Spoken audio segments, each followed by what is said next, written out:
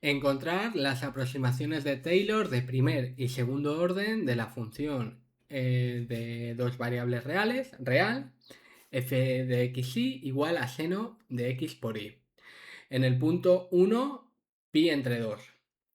Bueno, pues es un ejercicio en el que simplemente hay que recordar la fórmula de Taylor de segundo orden. Porque bueno, si recordamos la fórmula de Taylor de segundo orden, pues ya recordamos la fórmula de Taylor de primer orden para dar la aproximación de primer orden, ¿vale?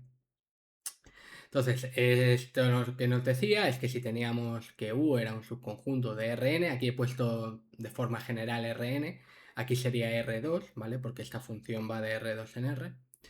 Este subconjunto es abierto, tenemos una función f que va de U en R, de clase C3. Entonces, la función evaluada en el punto x0 más h va a ser igual a f de x0 más este sumatorio de aquí, más un medio por este sumatorio de aquí, más el resto de Lagrange R2 de x0h. Es decir, tenemos que esta función f al final es igual a toda esta movida que hay aquí, ¿vale? Que después esto no es lo que se usa, ¿vale? Después las aplicaciones que tiene esto, bueno, las más, digamos, rudimentarias, tampoco es que sepa yo mucho de eso, pero pues esto no se usa y lo que se está dando son lo interesante aquí es usar las aproximaciones, ¿no? ¿Y qué serían las aproximaciones? Pues, por ejemplo, la de segundo orden, pues sería coger todo esto de aquí, ¿vale? Esto se desprecia, ¿vale? El resto de Lagrange se desprecia. ¿Y por qué se va despreciando el resto de Lagrange en las aproximaciones? Porque se va haciendo muy pequeño, ¿vale? A medida que este h tiende a 0, ¿vale? La norma de h tiende a 0, aquí tendría que haber puesto la norma, ¿no? Bueno, o a medida que h se va haciendo el vector 0, ¿vale? También. Pues tenemos que el resto de Lagrange dividido entre la norma elevado al cuadrado, pues se va a 0. ¿Vale?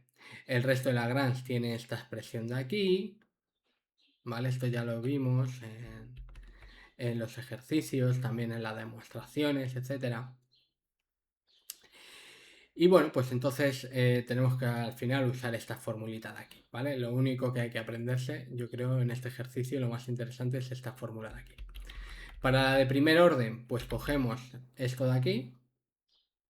Y para la de segundo orden, pues cogemos todo esto de aquí. ¿Vale? Y ya está. También, otra cosa, hay que nombrar a x0 y a h, ¿no? Para poder hacer ejercicio. Y bueno, estas h sub i simplemente son las componentes del vector h, ¿vale? Y ya está. Yo creo que sabiendo derivar parcialmente y sabiendo esta fórmula de aquí, sabiendo que estas h sub i son las componentes del vector h, yo creo que con eso ya el ejercicio sale solo. Incluso no hay que recordar todo esto de aquí, ¿vale? Hombre, si se pone, muchísimo mejor. Si se pone todo esto, pues se ha puesto todo, ¿no? Se ha puesto todo lo fundamental. Pero bueno, para dar las aproximaciones, en realidad, simplemente sabiéndose la formulita esta de aquí, ya está. Bueno, pues tenemos que df de xy es igual a seno de x por y. Esto es una función suave, porque cada una de sus derivadas parciales, del orden que tú quieras, pues existe y además es una función continua. Por tanto, es infinitamente diferenciable. No sé si se dice así, infinitamente diferenciable.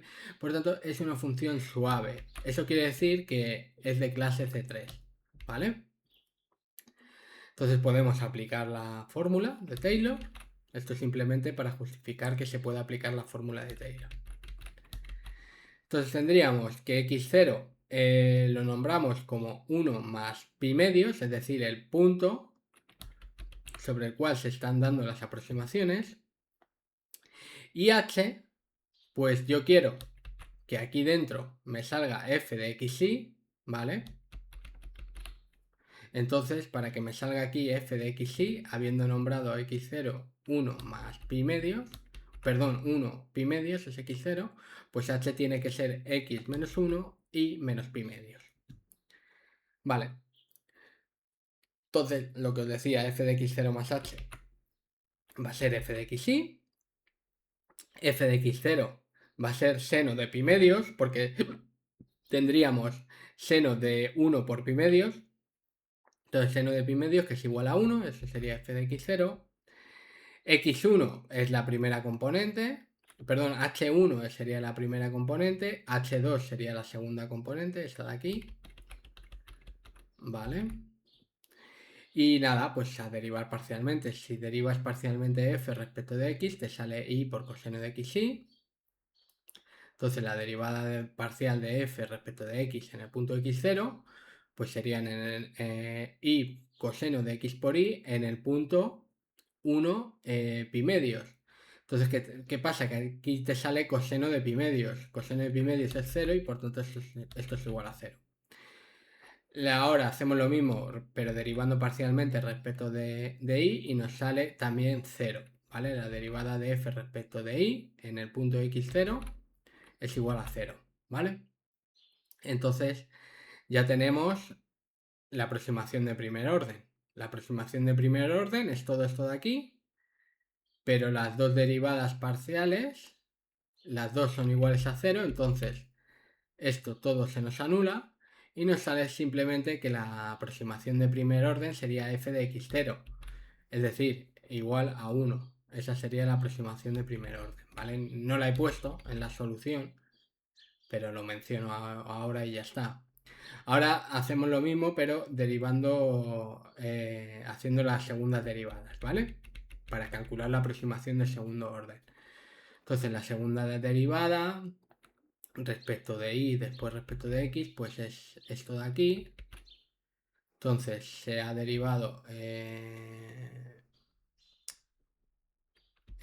primero respecto de x. Aquí siempre me hago un lío. Derivamos primero aquí respecto de x y después derivamos respecto de y. Sí.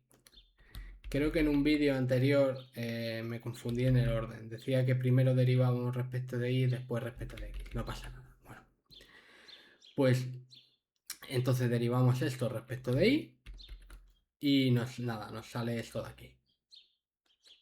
Que estoy pensando por qué siempre me equivoco aquí en el orden.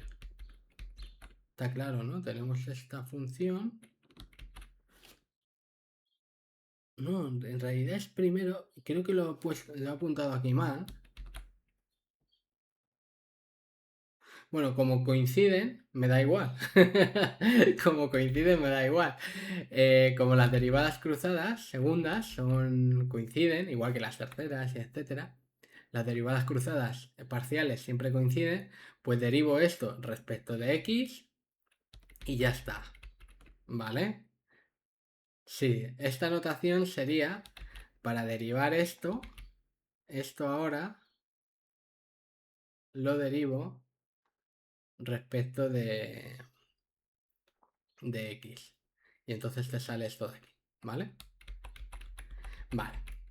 Bueno, entonces nos sale esto de aquí y entonces tendremos que la derivada segunda parcial en x0 cruzada sería menos pi medios, porque aquí a sustituir x por 1 e y por pi medios, esto se nos va, aquí nos saldría menos pi medios y aquí 1, entonces menos pi medios, ¿vale?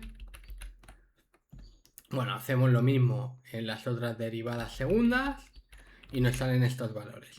Y ya simplemente hay que ir a la fórmula, tener cuidadito, ¿vale? Recordar que estas h sub i son las componentes del vector h, es decir, 1 y pi medios, y aquí tenemos un medio, ¿vale? Y ya simplemente teniendo cuidadito y haciendo las cosas despacio, pues nos sale que la fórmula de Taylor, bueno, la aproximación, porque aquí estamos haciendo aproximación, aquí no sería fórmula, sino aproximación, ¿vale? Tendría que haber puesto aproximación. La aproximación de Taylor de segundo orden en el punto 1 pi medios sería esto de aquí, ¿vale?